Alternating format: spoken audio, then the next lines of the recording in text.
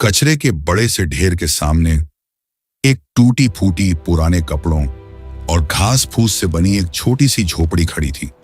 उसी झोपड़ी में रहते थे एक बूढ़ा और एक बुढ़िया। नाम था हरीलाल और कमली। गांव वाले कहते थे इनकी कहानी बहुत दर्द भरी है। कई साल पहले एक दिन अचानक कूड़े के ढेर के सामने एक चमचमाती कार आकर रुकी थी। उस कार से एक नौजवान लड़का उतरा। साफ सुथरे कपड़े, आंखों में जल्दी और चेहरे पर अजीब सी बेरुखी। उसने कार का पिछला दरवाजा खोला, अपने बूढ़े माँ बाप को बाहर उतारा। उतरो गाड़ी से। आप दोनों मेरे लिए बोझ बन चुके हो। मैं अब आपका बोझ नहीं उठा सकता। बूढ़ी माँ लड़खड़ाते हुए बोली, बेटा हमें छोड़कर मत जाओ, हम बूढ़े हो चुके हैं, हम कहाँ जाएंगे। नौजवान ने तीखी आवाज में कहा, मैं आप दोनों का बोझ नहीं उठा सकता। बस आप दोनों मेरे लिए बोझ बन चुके हों, अब मैं आपका बोझ नहीं उठा सकता। बूढ़ा बाप कुछ नहीं बोल पाया, सब समझ गया था लेकिन कुछ बोल नहीं पाया। अगले ही पल वो लड़का कार में बैठा और तेजी से वहां से चला गया। बेटा, ओ बेटा, बूढ़ी मां चिल्लाती रह गई, लेकिन कार दूर और दूर होती चली गई और फिर कभी वापस नहीं आई। उस दिन के बाद वही कचरे का ढेर उनका घर बन गया। शुरुआत के दिन बहुत मुश्किल थे, ना खाने को कुछ, ना रहने का ठिकाना। फिर दोनों ने मिलकर उस कचरे के पास पुराने कपड़ों, प्लास्टिक और घास फूस से एक छोटी सी झोपड़ी बना ली। अब वही उनकी दुनिया थी। हर सुबह सूरज निकलने से पहले ही बूढ़ा आदमी उठ जाता, हाथ में एक पुरानी बोरी और लकड़ी का टेढ़ा डंडा लेकर कचरे के ढेर में कुछ काम की चीजें ढूंढने निकल पड़ता। कभी प्लास्टिक, कभी लोहे के टुकड़े, कभी टूटी बोतलें। जो भी मिल जाता उसे बोरी में भर लेता। उधर बूढ़ी औरत झोपड़ी के बाहर बैठकर कचरे में से मिले पुराने कपड़ों को साफ करती, कभी सिलती, कभी जोड़ती, कभी कभी तो वह उन्हीं फटे कपड़ों से अपने लिए और अपने पति के लिए पहनने लायक कपड़े बना लेती। दोपहर तक दोनों थककर झोपड़ी के बाहर बैठ जाते। अगर कुछ पैसे मिल जाते, थोड़ा बहुत चावल या रोटी ले आते, वरना पानी पीकर ही दिन निकाल देते। बूढ़ी औरत अक्सर अपने पति से कहती, क्या हमारा बेटा कभी हमें लेने आएगा।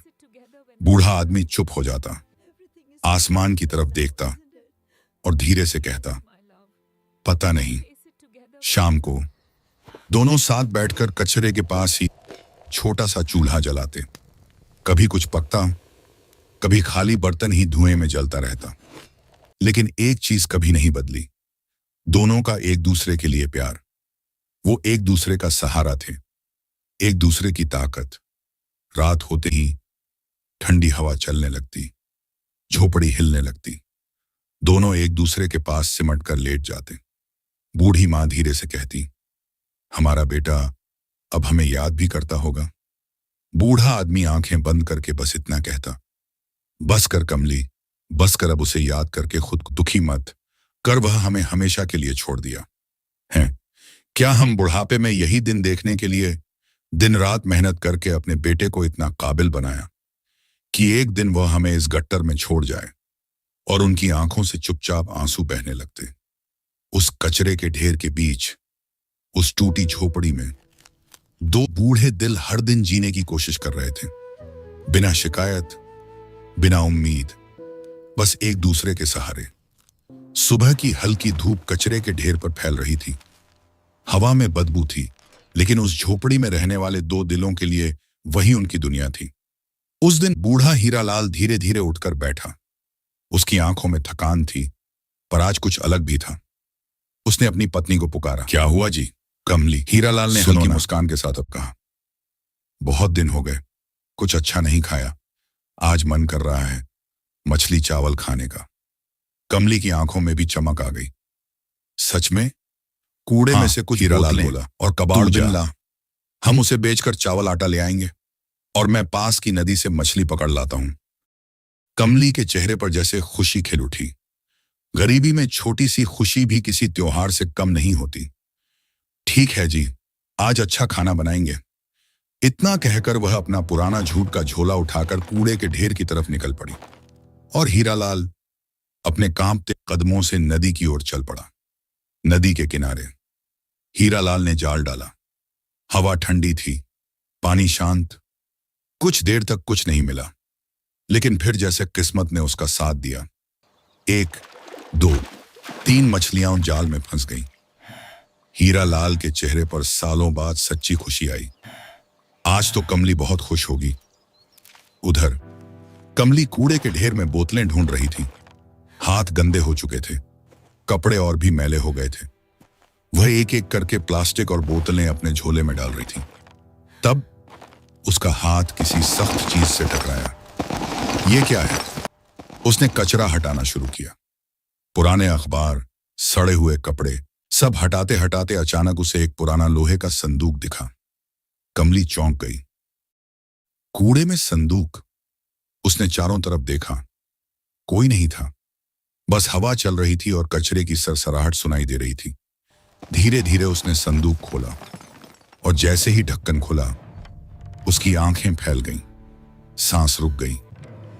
अंदर ढेर सारा सोना था, गहने, सिक्के चमचमाते हुए। कमली के हाथ कांपने लगे। हे भगवान, ये सब? वह घबराकर इधर उधर देखने लगी। कहीं किसी का नहीं, कोई देख तो नहीं रहा। कुछ पल तक वह वहीं बैठी रही। दिल जोर जोर से धड़क रहा था। फिर उसने आसमान की तरफ देखा। क्या ये हमारी किस्मत है? धीरे से उसने संदूक बंद किया और उसे अपने झोले के अंदर छुपा लिया। उसके कदम अब तेज हो गए थे। डर भी था और खुशी भी। वह जल्दी जल्दी अपनी झोपड़ी की तरफ लौट आई। झोपड़ी में पहुंचकर उसने दरवाजे जैसा टेढ़ा मेढ़ा पर्दा हटाया, अंदर गई और तुरंत संदूक को कोने में छुपा दिया। उसका दिल अब भी जोर से धड़क रहा था। अगर यह सच में हमारा हो गया तो हमारी जिंदगी बदल सकती है। लेकिन अगले ही पल उसकी आंखों में डर आ गया। या फिर यह किसी मुसीबत की निशानी है? तो क्या होगा? थोड़ी देर बाद हीरालाल भी मछलियां लेकर लौट आया। कमली, देख, आज कितनी मछलियां मिली हैं, वह खुश होकर बोला। कमली ने उसकी तरफ देखा, चेहरे पर मुस्कान लाने की कोशिश की, लेकिन मन के अंदर तूफान चल रहा था। कमली ने कहा, जी ठीक है, पर मुझे आज कूड़े में से कुछ मिला है। हरीलाल बोला, क्या मिला है? कमली हरीलाल का हाथ पकड़कर धीरे से झोपड़ी के अंदर गई। कमली ने जब वो पुराना संदूक हीरालाल को दिखाया तो जैसे उसकी सांस ही अटक गई। जैसे ही दोनों ने मिलकर धीरे धीरे उस संदूक का ढक्कन खोला, अंदर चमकते हुए सोने के सिक्के देखकर हीरालाल के हाथ कांपने लगे। अरे कमली, ये कहां से लाई तू? उसकी आवाज डर और हैरानी से भर गई। कमली ने धीरे से कहा, कूड़े में मिला था, बहुत अंदर दबा हुआ। पहले तो सोचा किसी का होगा, पर आसपास कोई नहीं था। हीरालाल घबराकर इधर उधर देखने लगा, जैसे अभी कोई आकर छीन लेगा। ये किसी का होगा कमली, अगर किसी को पता चल गया तो? हम गरीब लोग हैं, मुसीबत में पड़ जाएंगे। कमली ने उसका हाथ पकड़ लिया। उसकी आवाज में सुकून था। तुम चिंता मत करो, इस बारे में हमारे अलावा कोई नहीं जानता। कुछ दिन इंतजार करते हैं, अगर कोई इसे ढूंढते हुए आया तो हम लौटा देंगे, और अगर कोई नहीं आया तो समझो ये भगवान ने हमें दिया है। हीरालाल कुछ देर चुप रहा, फिर बोला, गांव में किसी से पूछेंगे तो लालच में आकर कोई भी झूठ बोल देगा। मुझे भी लगता है ये यहां का नहीं है, शायद शहर से कचरे के साथ आया होगा। दोनों ने फैसला किया, कुछ दिन इंतजार करेंगे। कई महीने गुजर गए। दिन फिर वैसे ही बीतने लगे। कमली नाले से पानी लाती, दोनों कूड़ा बीनते, शाम को थके हारे अपनी झोपड़ी में लौटते। पर हर दिन, हर रात वो संदूक उनकी झोपड़ी के एक कोने में छुपा कर रखा रहता, जैसे उनकी किस्मत बदलने का इंतजार कर रहा हो। पर कोई नहीं आया, ना कोई पूछने वाला, ना कोई ढूंढने वाला। एक रात चूल्हे की धीमी आग के सामने बैठे हीरालाल ने कहा, कमली, लगता है ये अब सच में हमारा है, पर हम इसे सिर्फ अपने लिए नहीं रखेंगे। कमली की आंखों में चमक आ गई। हाँ, हम इससे कुछ काम शुरू करेंगे और गांव वालों की भी मदद करेंगे। दोनों ने तय किया, कुछ ही सिक्के निकालेंगे, एक छोटा सा काम शुरू करेंगे। बाकी पैसा अच्छे काम में लगाएंगे। अगले ही दिन दोनों ने मिलकर गांव के किनारे एक छोटा सा ढाबा शुरू किया। शुरुआत बहुत साधारण थी। मिट्टी का चूल्हा, कुछ पुराने बर्तन और दिल से बनाई हुई सादी दाल चावल। कमली खाना बनाती, हीरालाल ग्राहकों को खिलाता। पहले दिन सिर्फ 2 लोग आए, दूसरे दिन 5। फिर धीरे धीरे लोग बढ़ने लगे, क्योंकि उस ढाबे में सिर्फ खाना नहीं, प्यार और मेहनत का स्वाद था। दिन रात मेहनत करते करते उनका छोटा सा ढाबा मशहूर हो गया। आस पास के गांवों से लोग आने लगे, कुछ लोग काम मांगने भी आने लगे। हीरालाल ने कहा, जिसे जरूरत है वो यहां काम कर सकता है। धीरे धीरे ढाबा बड़ा होता गया। झोपड़ी की जगह पक्का घर बन गया, पर दोनों का दिल वैसा ही रहा, सीधा और दयालु। बाकी बचे सोने के सिक्कों से उन्होंने अपने लिए महल नहीं बनाया, बल्कि गांव में पानी की पाइपलाइन लगवाई, एक साफ कुआं खुदवाया, जगह जगह पानी के नल लगवाए। जो गांव कभी पानी के लिए तरसता था, अब वहां हर घर में पानी पहुंचने लगा। लोग कहते थे, ये दोनों इंसान नहीं तो हम फरिश्ते हैं। असली अमीरी। एक दिन कमली मुस्कुराते हुए बोली, देखो हीरा, पहले हम कूड़े में जिंदगी ढूंढते थे और आज हमारी वजह से लोगों की जिंदगी बदल रही है। हीरालाल ने आसमान की तरफ देखा। शायद भगवान ने हमें इसलिए चुना क्योंकि हम लालची नहीं थे। दोनों की आंखों में खुशी के आंसू थे। एक दिन की बात है, दोपहर का समय था। ढाबे पर हमेशा की तरह भीड़ थी। कोई दाल खा रहा था, कोई रोटी, कोई हंसी खुशी बातें कर रहा था। कमली चूल्हे पर गरम गरम रोटियां सेक रही थी और हीरालाल ग्राहकों को खाना परोस रहा था। तभी ढाबे के बाहर एक कमजोर, फटे हाल, भूखा प्यासा भिखारी लड़खड़ाते हुए आया। उसके कपड़े मैले थे, दाढ़ी बिखरी हुई, आंखों में थकान और दर्द साफ दिख रहा था। वो धीरे से बोला, मां, कुछ खाने को दे दो, 2 दिन से कुछ नहीं खाया। उसकी आवाज इतनी कमजोर थी कि जैसे अभी गिर जाएगा। इंसानियत अभी जिंदा थी। कमली ने जैसे ही उसे देखा, उसका दिल पिघल गया। वो तुरंत बोली, अरे बैठो बाबा, अभी खाना देती हूं। उसने अपने हाथों से उसे गरम रोटी, दाल और पानी दिया। भिखारी ऐसे खाने लगा जैसे सालों से भूखा हो। हीरालाल भी उसे ध्यान से देख रहा था। पता नहीं क्यों उस आदमी के चेहरे में कुछ जाना पहचाना सा लगा। जब वो भिखारी पानी पीकर ऊपर देखने लगा, तभी उसकी नजर हीरालाल पर पड़ी।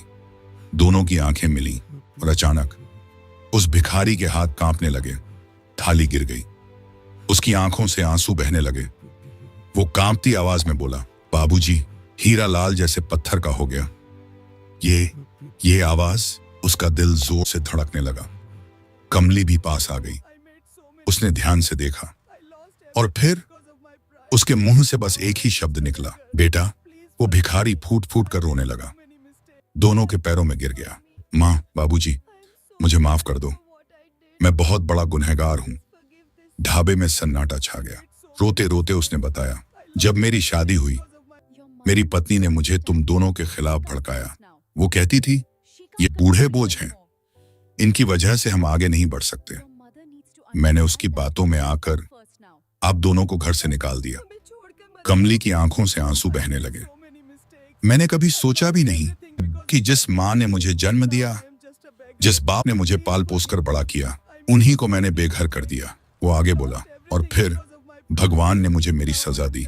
मेरी पत्नी ने धीरे धीरे सारी संपत्ति अपने नाम करवा ली। एक दिन सब लेकर भाग गई। मैं अकेला रह गया, ना घर, ना पैसा, ना कोई अपना। तब समझ आया कि मैंने क्या खो दिया। वो हीरालाल के पैरों को पकड़कर रोने लगा। बाबूजी, मुझे माफ कर दो, मैंने बहुत बड़ा पाप किया है। कमली ने रोते हुए उसका सिर उठाया। बेटा, ऐसा क्यों किया तूने? वो बोला, मां, मैं अंधा हो गया था। लालच और गलत संगत ने मुझे बर्बाद कर दिया। हीरालाल कुछ देर तक चुप रहा। उसकी आंखों में दर्द भी था और प्यार भी। फिर उसने धीरे से कहा, बेटा, गलती इंसान से ही होती है, पर जो अपनी गलती समझ ले वो बुरा नहीं होता। कमली ने उसे गले से लगा लिया। तू वापस आ गया, बस यही काफी है। उस दिन ढाबे में सिर्फ खाना नहीं बना, एक टूटा हुआ रिश्ता फिर से जुड़ गया। हीरालाल ने कहा, अब तू यहीं रहेगा, हमारे साथ काम करेगा। वो रोते हुए बोला, अब मैं कभी आपको छोड़कर नहीं जाऊंगा। उस दिन से वो बेटा ढाबे में काम करने लगा, पूरी ईमानदारी से, पूरे दिल से, क्योंकि अब वो समझ चुका था मां बाप को ठुकराने वाला कभी खुश नहीं रह सकता, और जो उनकी कदर करता है वही असली अमीर होता है।